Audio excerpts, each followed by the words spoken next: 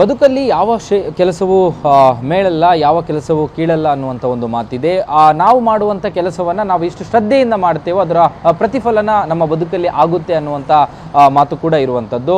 ನಾವು ಮಾತನಾಡ್ತಾ ಇರುವಂಥದ್ದು ದಕ್ಷಿಣ ಕನ್ನಡ ಜಿಲ್ಲೆಯ ಬಂಟ್ವಾಳ ತಾಲೂಕಿನ ಒಬ್ಬರು ಪೌರ ಕಾರ್ಮಿಕರ ಬಗ್ಗೆ.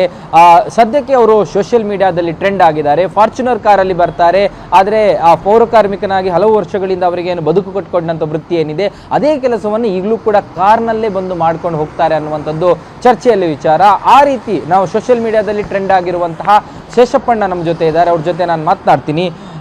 ಶೇಷಪ್ಪಣ್ಣ, ಸುಮಾರು ವರ್ಷಗಳ ಹಿಂದೆ ಈ ಒಂದು ವೃತ್ತಿಯಲ್ಲಿ ಬದುಕನ್ನು ಕಟ್ಕೊಂಡವರು ಈಗ ಫಾರ್ಚುನರ್ ಕಾರಲ್ಲಿ ಬರ್ತೀರಾ ಅನ್ನುವಂಥದ್ದು ದೊಡ್ಡ ಮಟ್ಟದಲ್ಲಿ ಚರ್ಚೆ ಆಗ್ತಾ ಇದೆ. ಏನು ಹೇಳ್ತೀರಾ? ನಮಗೆ ಖುಷಿ ಏನಂದರೆ ನಾವು ಕಷ್ಟಪಟ್ಟು ದುಡಿದು ರಾತ್ರಿ ಹಗಲು ದುಡಿದು ಮಾಡಿದ ಸಂಪಾದನೆ, ಅದರಲ್ಲಿ ಮನೆ ಮಕ್ಕಳು ಎಲ್ಲ ನಾವೆಲ್ಲ ಖುಷಿಯಲ್ಲಿ ಇದ್ದೇವೆ. ಈಗ ಇದಕ್ಕೆ ಮುಂಚೆ ಸ್ವಲ್ಪ ಒಂದು 4 ವರ್ಷ ಕುಡಿದಿದ್ದೆ.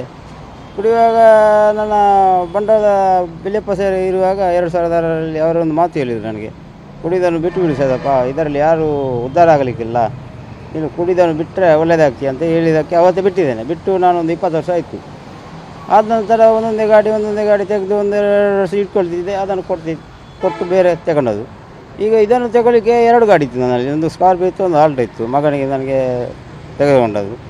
ಅದನ್ನು ಕೊಟ್ಟು ಇದಕ್ಕೆ ಸ್ವಲ್ಪ ಲೋನ್ ಮಾಡಿ ಎಲ್ಲ ಇಟ್ಕೊಂಡಿದ್ದೇನೆ. ಅದರಲ್ಲಿ ಈಗ ಕೆಲಸ ಬರ್ತಾ ಇದ್ದೇನೆ. ಅದರಲ್ಲಿ ನಮಗೆ ಭಾಳ ಖುಷಿ.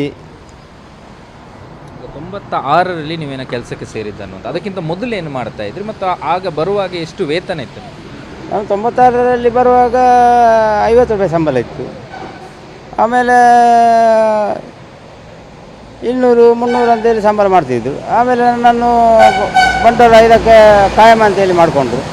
ಆಮೇಲೆ ಹಾಗೆಯೇ ಇದರಲ್ಲೇ ದುಡ್ಕೊಂಡಿದ್ದೇನೆ ಈಗಲೂ ಸಹ.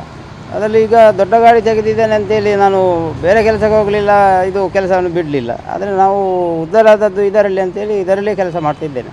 ಇನ್ನು ಮುಂದಕ್ಕೆ ಇದರಲ್ಲೇ ನಾವು ಕೆಲಸ ಇದು ಮಾಡಿಕೊಂಡು. ನಿಮ್ಮ ಕಾರ್ನಲ್ಲಿ ಹೋಗುವಂಥ ವಿಡಿಯೋಗಳೆಲ್ಲ ಹೋಗಿದಾಗ ಕೆಲವೊಂದು ಕಡೆಗಳು ಚರ್ಚೆ ಆಗ್ತಾಯಿತ್ತು. 50 ರೂಪಾಯಿಗೆ ಬಂದ ಶೇಷಪ್ಪಣ್ಣ ಈಗ ಕೋಟ್ಯಾಧಿಪತಿ ಆಗಿದ್ದಾರೆ ಅನ್ನುವಂಥದ್ದು. ಕೋಟಿ ಮೌಲ್ಯದ ಅಸೆಟ್ ಇದೆಯಾ, ಅಂದರೆ ಆಸ್ತಿ ಇದೆಯಾ ಅಂತ? ಆಸ್ತಿ ಏನಿಲ್ಲ ನಮಗೆ, ನಾವು ದುಡಿದೇ ಮಾಡಿದ್ದು. ಅಂದರೆ ಕೃಷಿ ಏನಾದರೂ ಮಾಡ್ತೀರಾ ಅಥವಾ? ಏನಿಲ್ಲ, ನಮಗೆ ಜಾಗ ಇರೋದು ಒಂದು 10-15 ಸೆಂಟ್ ಜಾಗ ಇರೋದು ಅಷ್ಟೇ. ಮತ್ತು ಅದು ಬಿಟ್ಟು ಸರಿ, ಈ ಕೆಲಸ ಬಿಟ್ಟು ಬೇರೆ ಏನಿದೆ? ಬೇರೆ ಕೆಲಸಕ್ಕೆ, ಕೂಲಿ ಕೆಲಸಕ್ಕೆಲ್ಲ ಕರೀತಾರೆ. ನಾನು ಯಾವುದಾದ್ರೂ ಒಂದು ಕೆಲಸದಲ್ಲಿ ನಾನು ಒಂದು ಅಚ್ಚುಕಟ್ಟಾಗಿ ನೀಟಾಗಿ ಮಾಡುವಂಥ ಕೆಲಸ ನನ್ನದು ಕರ್ತವ್ಯ. ಆದರೆ ನನ್ನನ್ನೇ ಕರೆಯುತ್ತಾರೆ. ಒಂದು ನೀರಿದ್ದಾಗಲಿ, ಒಂದು ಪೈಪು ಏನಾದರೂ ಮಾಡುವುದಾಗಲಿ ನನ್ನನ್ನೇ ಕರೆಯುತ್ತಾರೆ, ಹೋಗ್ತಾನೆ. ಅದಕ್ಕೆ ಆಗುವ ಸಂಬಳ ನನಗೆ ಕೊಡ್ತಾರೆ. ಕಾರ್ ಅನ್ನುವಂಥದ್ದು ನಿಮಗೆ ಕ್ರೇಜಾ? ಅಂದರೆ ಕಾರ್ ಖರೀದಿಸಬೇಕು ಅಥವಾ ಮೊದಲು ನೀವು ಖರೀದಿಸಿದ ಕಾರ್ ಯಾವುದು? ಏನಿಲ್ಲ, ಮೊದಲು ನನ್ನಲ್ಲಿ ಆಲ್ಟೋ ಇತ್ತು, ಮತ್ತು ಓಮಿನ್ ಇತ್ತು, ಒಂದು ಸ್ವಿಫ್ಟ್ ತೆಗೆದೆ, ಪುನಃ ಒಂದು ಆಲ್ಟೋ ತೆಗೆದೆ. ಆಮೇಲೆ 2 ಗಾಡಿ ಮಾಡಿದೆ, ಆಲ್ಟೋ ಮತ್ತು ಒಂದು ಸ್ಕಾರ್ಪಿಯೋ. ಅದನ್ನು ಕೊಟ್ಟು ಈಗ ಇದನ್ನು ಖರೀದಿ ಮಾಡಲಿಕ್ಕೆ ಮಗ ಮತ್ತು ನಾನೇ ಓದೋದು ತಗೊಂಡು ಇದಕ್ಕೆ ಸ್ವಲ್ಪ ಲೋನ್ ಮಾಡಿದ್ದೀವಿ. ಅಪ್ಪ ಮಗ ಮತ್ತು ಪರ್ಚೇಸ್ ಮಾಡಿ ತೆಗೆದದು ಗಾಡಿ. ನಿಮ್ಮ ಕಷ್ಟದ ದಿನಗಳ ಬಗ್ಗೆ ಹೇಳ್ತಾ ಇದ್ದಾರೆ. ನಾನು ಯಾವುದ್ರಲ್ಲೂ ಓದಿದೆ, ಅಂದರೆ ತಂದೆ ಸತ್ತಾಗ ತುಂಬ ನಿಮ್ಮ ಹತ್ರ ಹಣಕಾಸಿನ ಸಮಸ್ಯೆಗಳೆಲ್ಲ ಇತ್ತು, ಆ ರೀತಿ ಆ ದಿನಗಳಲ್ಲಿ? ಅದು 2002ರಲ್ಲಿ ಅಪ್ಪ ಸ್ವಲ್ಪ ಕುಡಿತಿದ್ದರು, ಕುಡಿಯುವ ಚಟ ಬಾಲ ಜೋರಿತ್ತು ಅವರಿಗೆ. ಆದರೆ ಹೆಂಡತಿ ಮತ್ತು ಮಕ್ಕಳು ಅವರನ್ನು ಬಿಟ್ಟಾದಮೇಲೆ ಅವರು ರೋಡ್ ಬದಿಯಲ್ಲಿ ಪಕ್ಕದ ಮನೆಯಲ್ಲೆಲ್ಲ ಜೀವನ ಮಾಡಿಕೊಂಡು ರೋಡ್ ಬದಿಯಲ್ಲಿ ಸತ್ತರು. ಅದು ಏನೋ ಇದು ಮಾಡಲಿಕ್ಕೆ ಯಾರೂ ಬಂದಿಲ್ಲ ಅವರು. ಆದರೆ ನಮ್ಮ ಒಂದು ಪಕ್ಕದ ಮನೆಯಲ್ಲಿ ಒಂದು ಅಜ್ಜಿ ಹೇಳಿದರು, ಅಪ್ಪ ನಿನ್ನ ತಂದೆ ಹೀಗೆ ತೀರ್ಕೊಂಡೋದಂತೆ, ಒಂದು ಕೈಕಾಲಲ್ಲಿ ಹೇಳ್ಕೊಂಡು ಹೋಗಿ ನದಿಯಲ್ಲಿ ಒಂದು ಮಣ್ಣು ಮಾಡಿಬಿಡು, ಅದು ಪುಣ್ಯ ಉಂಟಂತ.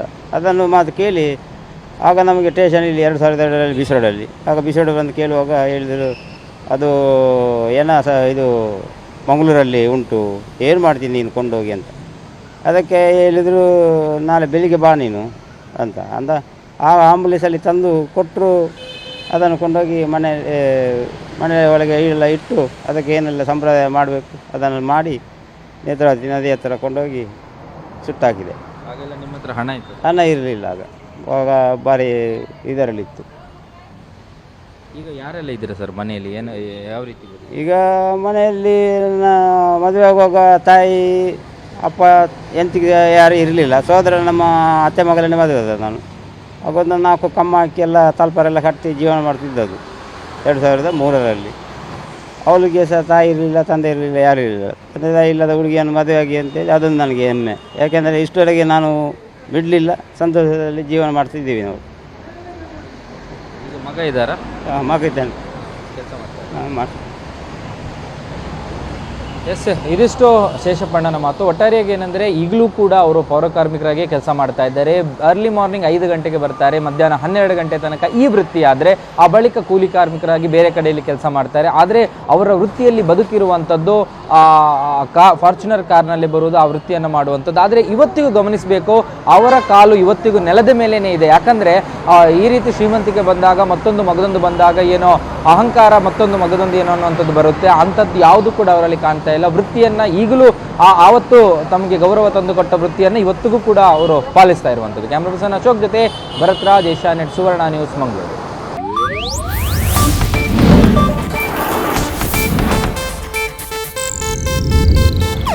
ಇದು ಏಷ್ಯಾನೆಟ್ ನ್ಯೂಸ್ ನೆಟ್ವರ್ಕ್ ಪ್ರಸ್ತುತಿ.